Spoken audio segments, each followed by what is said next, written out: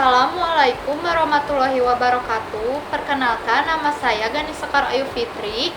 Kami dari kelompok 10 akan membahas tentang karya ilmiah. Pertama-tama, saya akan membahas tentang pengertian karya ilmiah tersebut.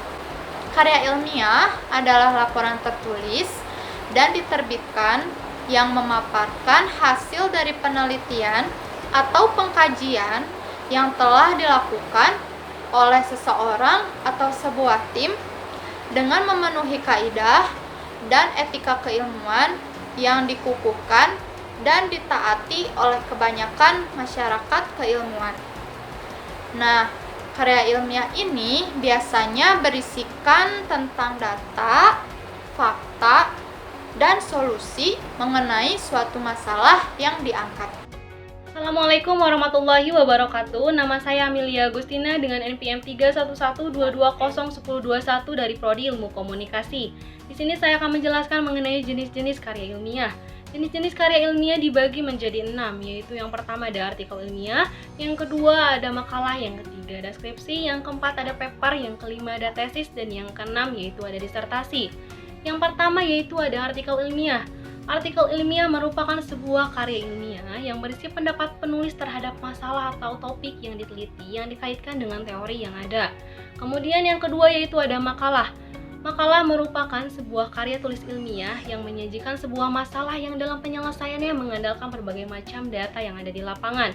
Karya ilmiah ini bersifat empiris atau merupakan sebuah penemuan, percobaan atau pengamatan yang telah dilakukan dan juga bersifat objektif.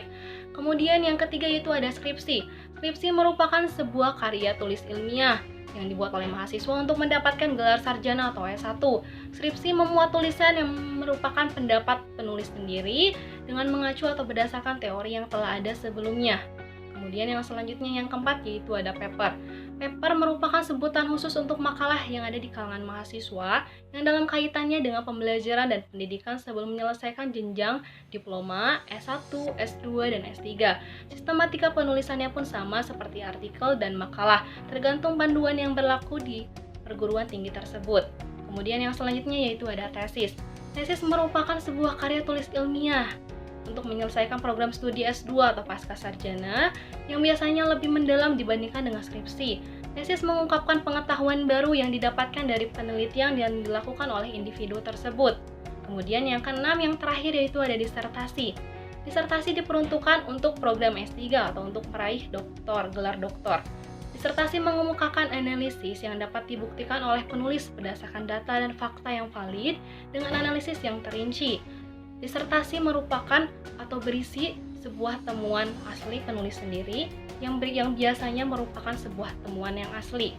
Assalamualaikum warahmatullahi wabarakatuh. Nama saya Fabian Alif Magfira dari kelompok 10 dengan NPM 31122011008 mau menjelaskan tentang syarat-syarat karangan ilmiah. Di sini ada objektif, sopan dan rendah hati, jelas, tegas, singkat, sederhana dan teliti.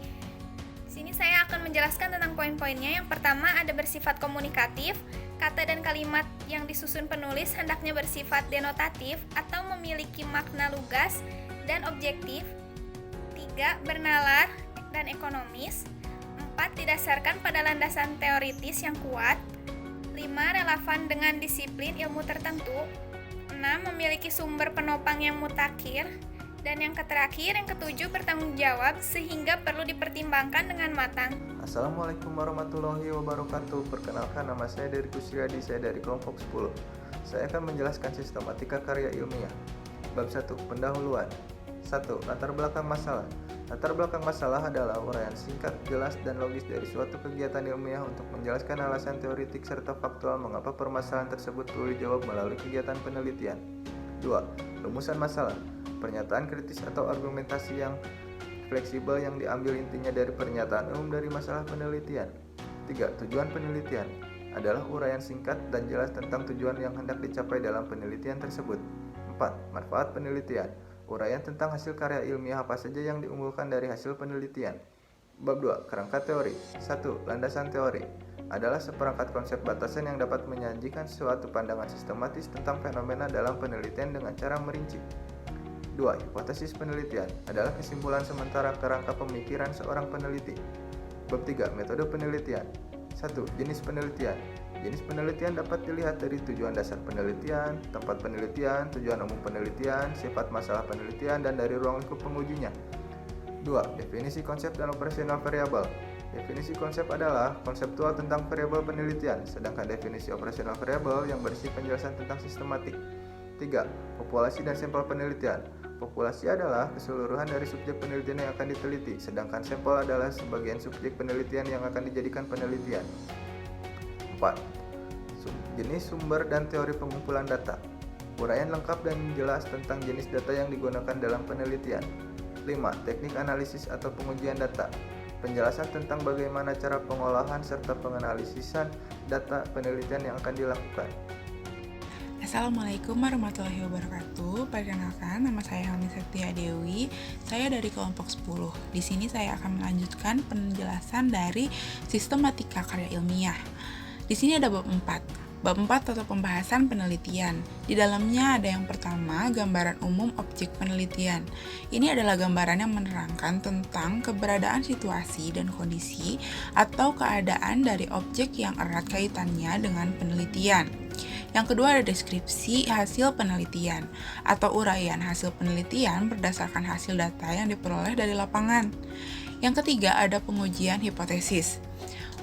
Ini adalah uraian pemaparan data yang diperoleh dari lapangan penelitian untuk menguji apakah data yang didapatkan itu mendukung hipotesis yang ada atau tidak. Lalu yang keempat ada interpelasi hasil pengujian hipotesis.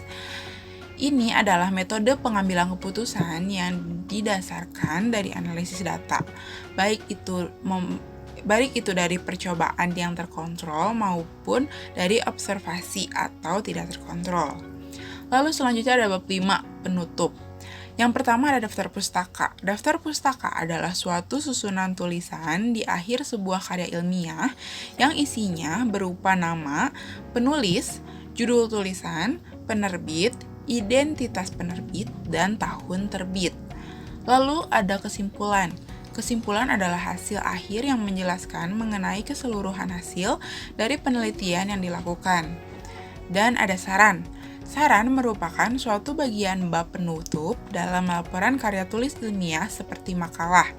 Bagian yang satu ini dapat kamu temukan di akhir paragraf yang diawali dengan serangkaian contoh kesimpulan dari awal hingga akhir.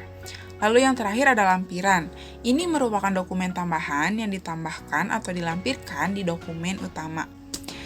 Sekian penjelasan dari kelompok kami. Terima kasih atas perhatian kalian. Mohon maaf bila ada kesalahan-kesalahan yang tidak terduga. Terima kasih.